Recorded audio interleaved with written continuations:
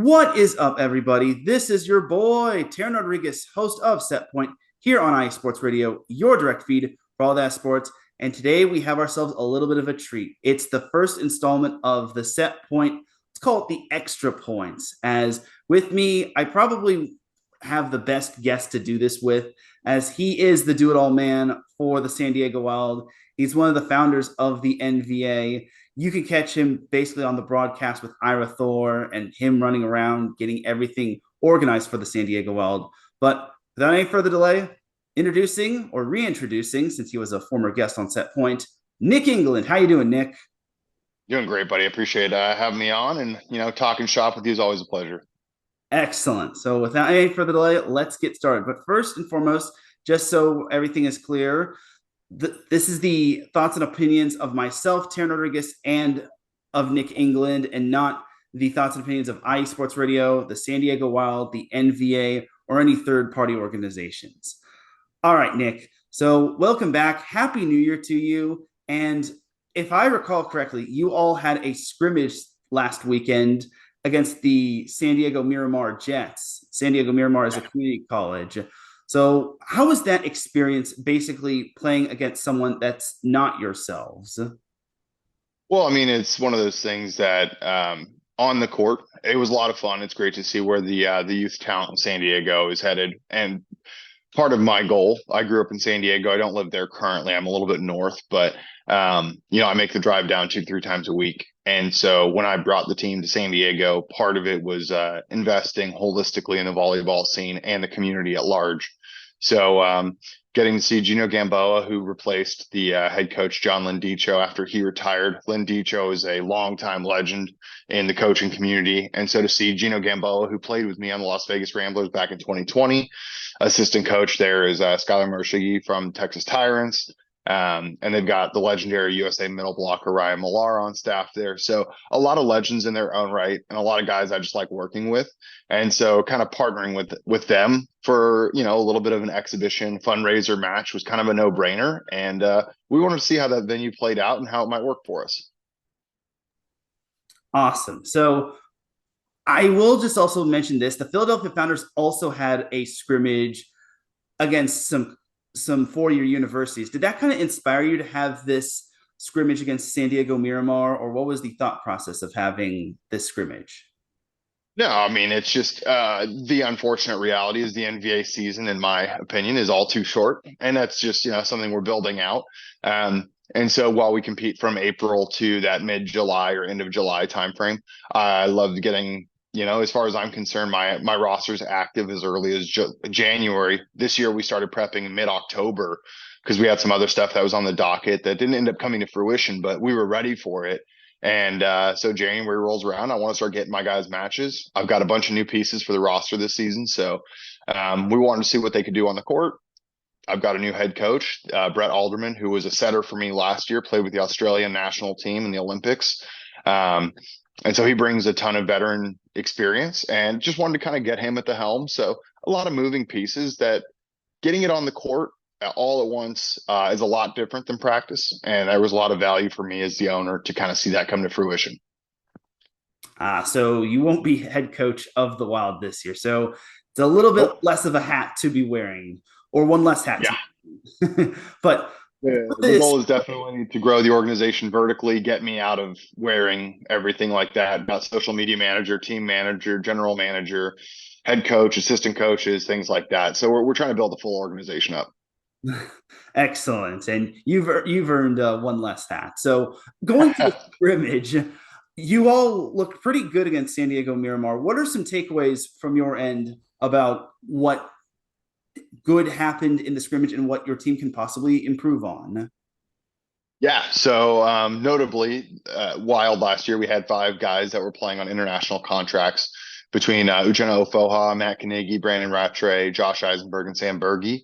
And so it was always build up the guys that are at home, some of those really familiar faces, and then integrate those pieces in. And so we've kept a lot of those pieces that are the same back home.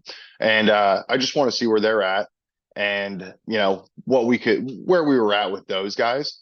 We've got a new setter in the mix, Ian Cohen, coming from Loyola. So he's a 3-year starter for them. Very, very impressive. Moved out to San Diego, working with Coast Volleyball. So excited to see him. And he wasn't actually at that scrimmage. So we had Chris Griebenow taking the helm there with the setter. But there's a lot of just chemistry stuff that we're wanting to work out. Most notably, some people were observing Alex Biz. He's a UCSD guy on the right side. We still have Joel Auerkamp. No changes there, but Joel's work schedule as a firefighter can be a bit challenging at times. So having another reliable local option was great for us. So Alex Biz had actually not trained with the team. We kind of threw him into a jersey. He shook some hands and got on the court. So he'll be integrating back from the beach scene into the indoor for us. But I have no reservations there. Owen Carlinzig, Lior Schiffer, and Chris Schaefer have all been phenomenal on the beach and on the hard court. So I have no reservations about Biz making that transition as well. Now, are there any other players that we all should keep our eyes on, or did you pretty much like nail all the players down that we should be keeping an eye on? Or are there any players that don't think they get a lot of love that should be getting a lot of love for this upcoming season? I would say on the local, all in all, I would say the roster staying holistically the same from now. Last year, I knew starting a new team, some guys wouldn't be able to complete the full season. They may not know what kind of, what they were signing up for. Their schedule may not be permitting, and they couldn't tell that 8 months down the road. But for now, I would say holistically, a lot of the same faces. You'll see Nicholas Dennis in the libero position. The same outsides. We got Kendall Partee returning. The same three other guys I mentioned, Joel Auerkamp, Josh Duarte reprising his role in the middle. So, not a lot of change-ups in my local guys. We've kind of just where you saw us end the season is kind of where we're picking up. And then I slotted in a couple new guys. So we're excited to see how they can help us out this season. Looking at the entire NBA season, what can we all expect from your team going forward or going into the 2024 season altogether? Ooh, that's tricky. I will say that there's some stuff still up in the air. I'm always going to put a very, very competitive team on the court. That's I want gold. I got it in 2022 with the Ramblers. Got a silver last year, and I want that gold for Wild for sure. And right now, my job, kind of wearing that general manager hat, is finding the last couple pieces. Matt Knigge obviously had a phenomenal summer in 2023. He's lighting it up over in Germany right now, and so. Ideally, we return him, but we'll have to see what the USA has in store. Obviously, that's his prerogative, and we support that. Always have, always will. Brandon Rattray is absolutely lighting Argentina up right now for his first season over there after Spain. So he will be returning with the squad. He's doing phenomenal work over there. And it's just kind of figuring out exactly where those last couple pieces all slot in, when we get them, things like that. So it's hard to say exactly where I see us landing, but I will say that, as always, gold is the goal.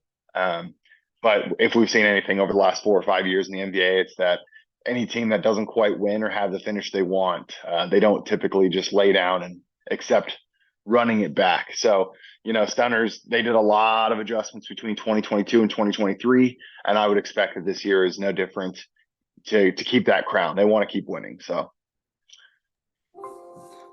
Works ahead. Sorry about that, but I will just ask: what can we all volleyball fans? What as volleyball fans can we all look forward to in the NBA altogether in terms of this season? Yeah, well, we've been a little quiet, admittedly. We've gotten a lot of people asking what's going on, and I'm without saying, I guess, too much. There are big goals that we'd like to see the league expand. Not necessarily a number of teams, but in terms of scope of what we're doing. And sometimes we're very proud of how far we have come. Sometimes you have to make some adjustments to further that path. And so it was kind of figuring out what's our next way forward. And that's been a lot of the discussions behind the scenes. That's where we're going. And I would say that there's going to be quite a few of I won't say earth-shattering, but some pretty revolutionary announcements coming that in the next couple months and over the next year for what the NBA is doing. But rest assured, NBA fans, we're not going anywhere. The league is still in full effect, and the teams are getting ready to go. So lots of good conversations happening behind the scenes, but we've just been a little radio silent on the fan end. No problem at all. And I'm definitely looking forward to the NBA season. Now, This past week, we have seen a new league blossom in the Pro Volleyball Federation Yep. as there were two matches that happened. Both were pretty much sold out. Tell me, what can you say about that? And have you been able to catch a little bit of the Pro Volleyball Federation League? Yeah. So I've been working with San Diego Mojo actually pretty closely. Once they got announced, so we've been pretty supportive of them, helping them get their infrastructure off the ground where we can. Um, Uchenna is actually working alongside them in the gym on the coaching aspect. So I've got players on my staff that are working alongside them. So it's been great. They invited me out to when they were doing their brand reveal. So it's been awesome. They've come in and just really set the bar very similar with their expectations the way I did of let's get involved in the community. And they've been phenomenal, top to bottom. So that's been really fun. And I've been fortunate in that hands-on regard. As for the matches this week, I did catch both of them, sometimes in more limited capacities, but very exciting. A couple things that stood out was, man, those courts looked amazing. The product, top to bottom, I was very impressed with. There were definitely aspects that I was like, now that I've learned what I've learned with the NVA, I could tell what was going on, and maybe fans have their opinions, but with regards to the broadcast side, I definitely could tell like, hey, I know what kind of problems are going on here. They'll resolve these. It's not hard fixes. They're getting through it all. They've got very competent people, and I'm excited because they still have a lot of growing and a lot of easy, low-hanging fruit to fix on some of that broadcast stuff. But I know how quickly all of that goes, and I think that a lot of mainstream broadcasting syndicates are not quite yet on. They're not sure how to embrace and support volleyball as a mainstream sport. We've run into that for a long time. And so I think they're kind of figuring those waters out as well. But we're all doing it together, and they're in great hands. Yes, we are all in this together in terms of trying to grow the game of volleyball. Now, it's not just the Pro Volleyball Federation that's going to be happening. League One Volleyball is going to be happening next year. What could you say about all of these pro leagues in terms of volleyball growing in North America, and how important is it to basically grow the product in North America, such as the NVA, PVF, and League One Volleyball? Yeah, it's great. Ultimately, I don't have a sense for League One. I know that they're going more grassroots. Their goal was to reach out to a lot of youth clubs, get invested with them. They just launched the other day, I think, like League One Club on Instagram. So you can see all the clubs that they're partnered with at a very grassroots level. They've had a lot of pull, getting a lot of national team members kind of investing in them in terms of their time. So that's, very exciting. I will say PVF didn't fall short in terms of recruiting some of the best NCAA grads. They've understood their market, going after international talents as well as getting other Americans back from overseas. They've understood the pay structure. $60,000 guaranteed for the season was impressive to say the least. So both of them are doing a lot of things right. And it's just going to be what happens. It's kind of funny being the bystander that's been around with the league for 7 years, and you just watch them just blow by us because, women's sports in general are blossoming right now. They're getting a lot of attention as deserved. And volleyball's no exception, being, what is it, the third most watched collegiate sport behind men's football and men's basketball, I think. So it's the third most watched. So I think people are starting to realize like this is the future, especially for women's sport. And PVF and League One they're doing it right. They're in that right spot. And I think the biggest thing that I've noticed with the NBA and talking to volleyball people, where everyone always makes this very difficult as fans, I'll say, is they look at the NFL, they look at the MLB, MLS, NHL, NBA. These leagues have all been around for 80 to 150 years or however long. Up until 35, 40 years ago, even for the NFL, some of these guys, they get to the offseason, they go back to the office and they're working as accountants. They're not full-time athletes that can support themselves just being a football player. And so the unfortunate reality is that we look at leagues now and we think that a new league can be in that right off the bat. And I think that kind of sets an unhealthy precedent. It does take time to grow. We need our chance too. But the best thing fans can do, get on, watch, support, being on Instagram, hit the like button, comment, that kind of engagement, when we as owners for teams, for leagues, things like that, when we can go, it might feel small and kind of inconsequential to a consumer, but that kind of stuff, when we're going and we're pitching viewership, the difference between 5,000 people watching on YouTube versus 500, and that 5,000 turning into 10,000 by the end of the season, those growth metrics are game changers when we're going to potential sponsors. That's the difference between the league existing in 2 and 3 years and not existing in 6 months. Because people will invest in a bright future, and it's only the fans that can do that. So be demanding, be hopeful. Don't let, a subpar quality product exist. But I will say at the same time, understand that we're running, like the NBA, you've seen behind the scenes, it's less than 10 people that are pushing it. And that's kind of our joke of being the do it all man that I am. But it's like, that's the nature of where we're at. And while PVF is well funded, League One is well funded at the same time, like that money goes fast, man. You only have so many people. So fans can help a ton. They can go support their local team. They can buy that gear. They can get the ticket. They can show up to a fundraiser or a youth outreach event. I mean, a lot of the people doing these things are just like myself, and we're grinding for hundreds and hundreds of hours, hoping that the one thing that we're putting together for fans, it resonates. We're hoping that they're excited by it. And so even if you're not, show up, make sure that we know you're not excited, but be there and support. And that's true of NVA, PVF, Love, whatever league it is. But to grow the sport, it's something we all have to do together. And, the fans, I don't think they realize just how much power they have.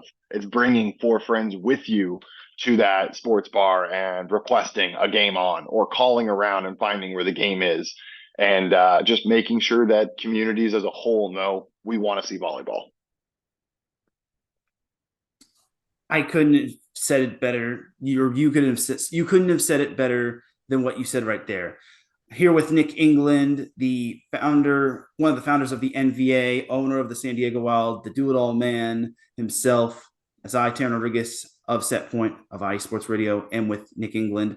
All right, what do you think is the big goal for the NVA, and what changes are there possibly going to be? Without saying too much, of course. You don't want to spill the beans too much. Sure. I think that ultimately right now,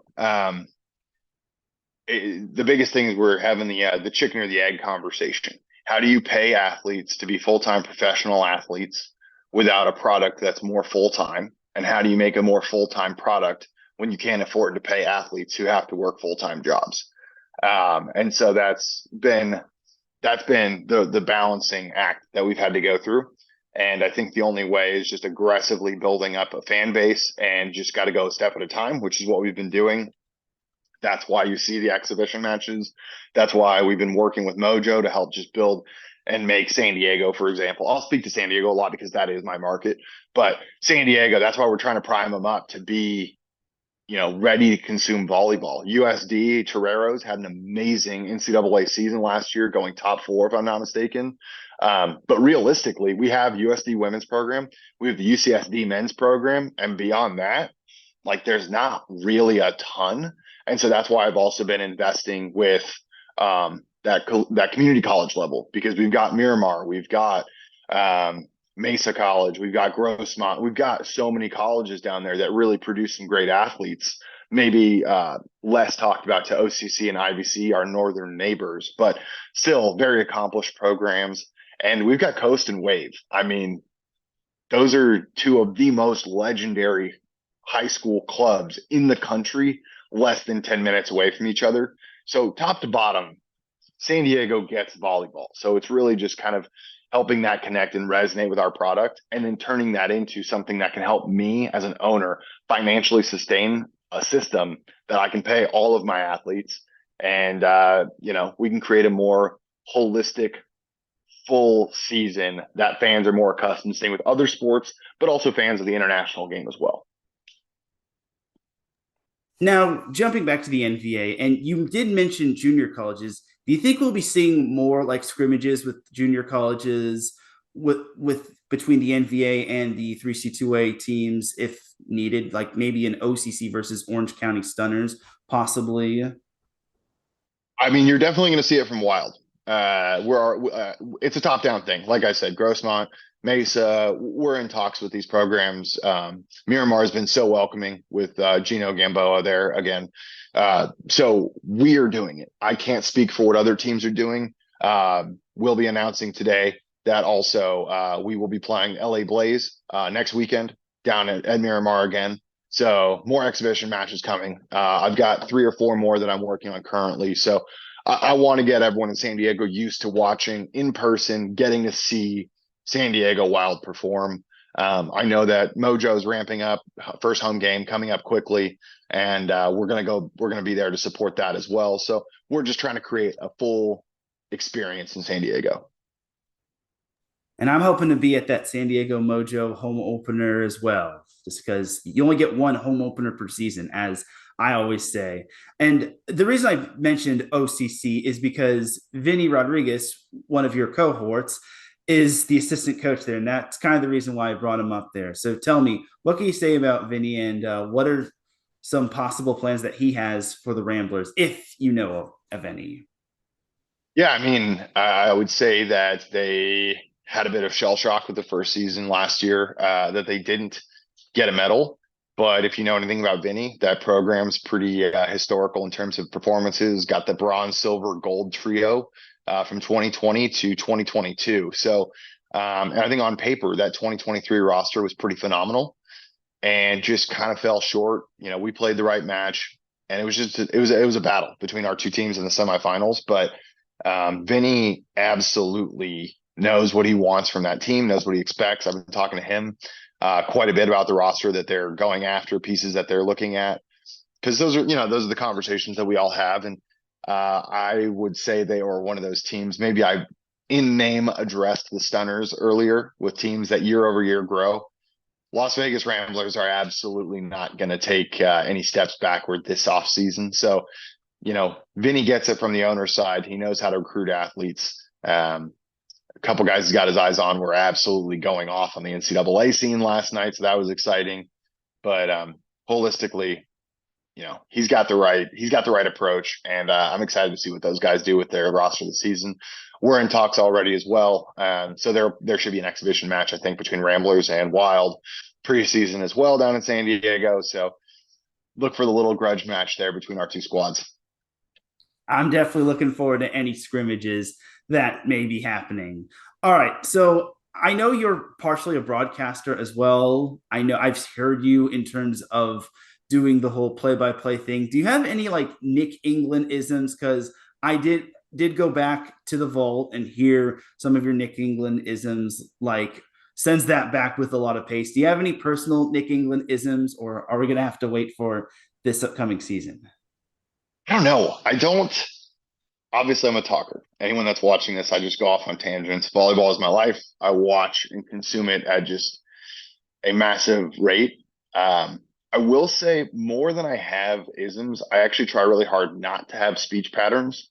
And Ira's iconic reach out and stuff someone, like, it's great, right? It's fun. It's a lot of fun.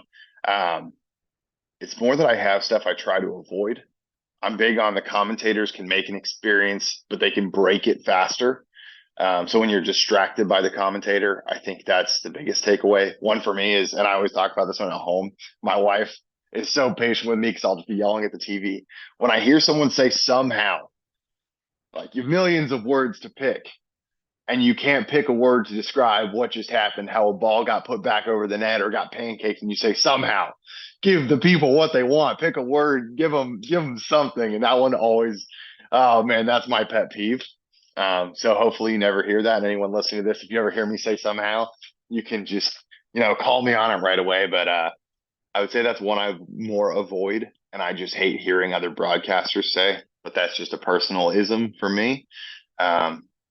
I don't know. Beyond that, I just love giving the guys their time in the light. A lot of these athletes have been playing for, their whole lives. And so tell their story, be genuine, be fair with my assessment of their performance, but at the same time, tell their story, know what's going on off the court. And I think that understanding that and understanding our product and the atmosphere as a whole is what's required to do right by that. And so I just do my best to stick true to that. Got it. And you mentioned Ira Thor saying reach out and stuff someone. He actually had a couple of those when NJIT played Long Beach State. And that was a little refreshing to hear, in my opinion. Yeah, he was getting some pretty warm reception on several online outlets. People were like, "Who is this guy?" It's like this guy's one of the most legendary commentators in the country. He covers every sport from swimming to field hockey to baseball to football to the New York Jets. Like, guys, he's like one of the biggest deals in sports broadcasting, but we don't always know if he's not Joe Buck or someone with the NFL or something like that. So no, Ira's phenomenal. Getting to work with him is always a pleasure. He's a consummate pro. He gets it. He's been phenomenal as a resource for the NBA, and very, very excited to work with him again this year with Noah Chast, Matt Prosser, of course, from the beach. And I expect Haley Henderson will be returning with us as well on the sideline. She was a fun and welcome addition all of last season. So looking forward to that with her as well. And I'll be back next season for sure, writing up the articles and maybe Oh yeah, the scenes. I forgot to mention this one fact about Ira Thor. He actually knows Kevin Burkhardt, the play-by-play announcer for Fox NFL and for baseball and any other sport on Fox. Yeah, that was a little bit of a tidbit that I want to throw out there. I think he went to school with him, if I'm not mistaken. yeah, they did, and they were they've had some catch-up meals at times because they're sometimes they overlap actually with scheduling when he's at NBA events or if he's back at taking like NJIT or any of the other East Coast stuff. Every now and then he and Burkhardt overlap in the right place at the right time, so they'll go get meals periodically, but they're pretty good friends. Yes. Sorry if I had to go on that little tangent, but that was something I needed to make note of just for people that were curious. All right. One last thing, and then I'll let you go. Fill in the blank. The San Diego Wild win the NBA championship or win gold if they blank, and it could be as long as or short as possible.